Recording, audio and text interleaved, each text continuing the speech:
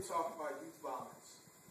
February 27, 2012, 3 teens were gunned down in a high school cafeteria, and 2 more were injured by a former student.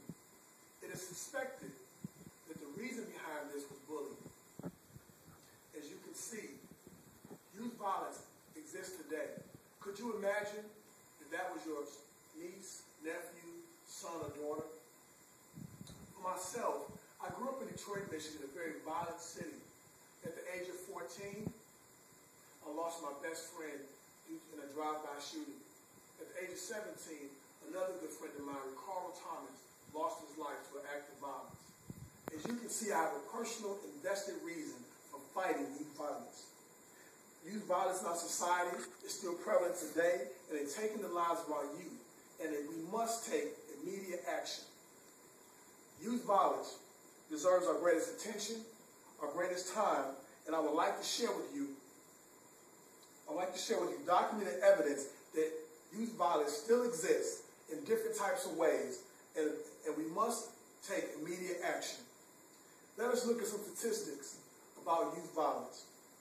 In 2009 alone, 20% of kids from grades 9 through 12 experienced some form of bullying on campus, on school property. We can't stand by. Now, this information comes from the Center for Disease Control. They have a program called Whiskers, and let me give you the acronym. What it stands for is Web-Based Injury Statistics Query Reporting System. Now, we have to understand something, that youth violence is not only something that it affects a certain person, it also affects females more than males. Now we have a firm understanding of the types of youth violence. Let us look to see what we can do in our community. We can no longer remain neutral. We can no longer remain passive. We must take action today. Now, as parents, we can do this in 3 different ways. First, what we can do is we can curb the amount of violence or even violent content at all that our children see. This hinders their growth. And in a book written by authors, let me get their names correct, Gerbner, Gross, Morgan, and Signorelli, called The Mainstream of American Violence, they state, and I quote, "In addition to modeling violent behavior, entertainment media inflates the prevalence of violence in the world, cultivating in the viewer's mind a mean world syndrome, a perception of the world as a dangerous place." Now, you can understand what this does to a child. It gives them the mentality that there's danger out there.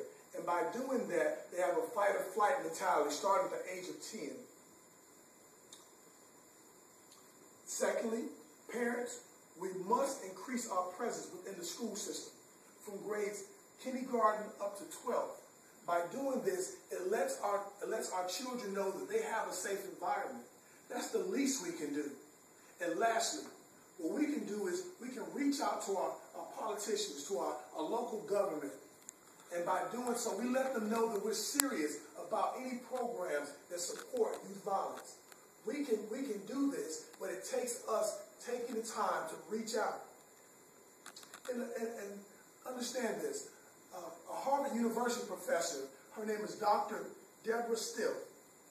She stated that in 2012, the Senate subcommittee attempted to take away all programs that were geared towards youth violence. Luckily, the House committee saw different. As you can see, we can make a difference.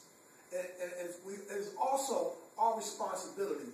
And it is God's plan for us to protect human life, to promote peace, and more importantly, protect families. Could you imagine if this was your child? Could you imagine also if one of your children died from something that was preventable? Children deserve to live a life that's full until they're satisfied. And most importantly, we as society, we deserve to show our children how to take action against something so heinous. According to Proverbs 22, verse 6, it says that we should train up a child in the way that they should go, and when they become old, they will not depart from it. What am I saying? In summary, Youth violence deserves our attention. It deserves our time.